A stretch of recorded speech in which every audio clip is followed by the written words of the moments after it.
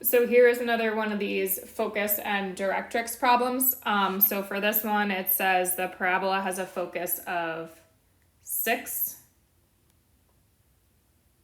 8. So we're going to say that's up about here. And a directrix of y equals 2. Okay. So that means the vertex has to be in between those two. So if this is 6, 8, and this is y equals 2, in between 2 and 8, or averaging 2 and 8, is 5. So this point has to be 6, 5. And then my equation comes up like there, and that's where it is. So the coordinates of the vertex are 6, 5. And honestly, a lot of the problems are just to really know the focus. The vertex is the center, and it bends around the focus. A lot of the questions you don't even need the equation. But if we are going to do the equation, the distance from the vertex up to the focus is 3. So with that equation, 1 over 4p times x minus h squared plus k. The h and the k are the center, or not the center, I'm sorry, the vertex. So that's x minus 6 squared plus 5. And we have 1 over 4 times 3, so 1 over 12. Now, if the parabola opened the other way, we'd know if it went down, we'd have to have a negative here on the 1/12. And that would be a situation where the focus was down and it was opening in that direction. Okay, so it would all work out. It would be a -3. Let's say we had like the backwards picture where the directrix was up at 8 and the focus was down at 6, 2. Okay, so for the next problem, here we have another, this is our inverse notation. So I'm going to replace this with y and switch x and y, making sure I put a y in for both x's. Now this is that kind of tricky one whenever I have that rational expression or fraction. So I'm going to cross multiply. I get 2xy equals y plus 3. When we're in the situation where we have two y's, we need to bring them to the same side. So that's not dividing, I just underline them. So on this side I get 2xy minus y equals 3. In order that so that I can factor out the y, so I get y times 2x minus 1 equals 3. And then I'm able to just divide by this expression. So I'm a little crammed here, but divide by 2x, sorry, that should be minus 1. Let me erase that. On both sides.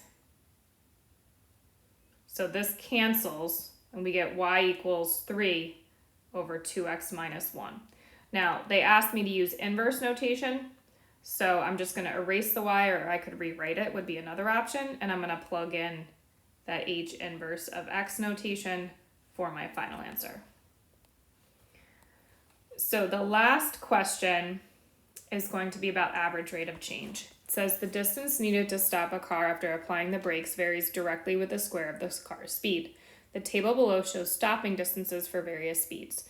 So when I'm going 10 miles per hour, the car takes 6.25 feet to stop. You know, how far does your car kind of like slide as you're stopping? If I'm driving 50 miles per hour, it takes 156.25 feet to stop. So we're going to determine the average rate of change in braking distance in feet per mile per hour between one car traveling at 50 and another car traveling at 70. So average rate of change is like finding a slope. So we're going to use y2 minus y1 over x2 minus x1. Now, if we had a function instead, we would have to look up the table on the graph to get the points, or on the table on your calculator to get the points, and then we could still do the slope. So just labeling these, since this is our only problem, this is the second point. So this is x2 and x2 and y2. We'll write that again. And this is x1 is the 50 and y1 is the 156.25. So here we have 306.25 minus 156.25 over 70 minus 50. Now this is, from here I can tell this is not a straight line for this change. So we're not finding an actual slope, but we're finding a slope between the 2 points that are on the graph, because this is a curve if we were going to look at the graph. So that gives me 7.5. Remember, we're measuring in feet per mile per hour, and that should make sense because on the top, the y values are feet and the x values are mile per hour. Now we have to explain what it means as it relates to braking distance. So remember, when we do average rate of change, we want to start each statement with on average. So on average, it takes 7.5 feet more to stop the car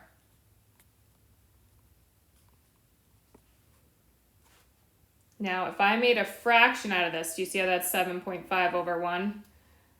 For each 1 mile per hour increase.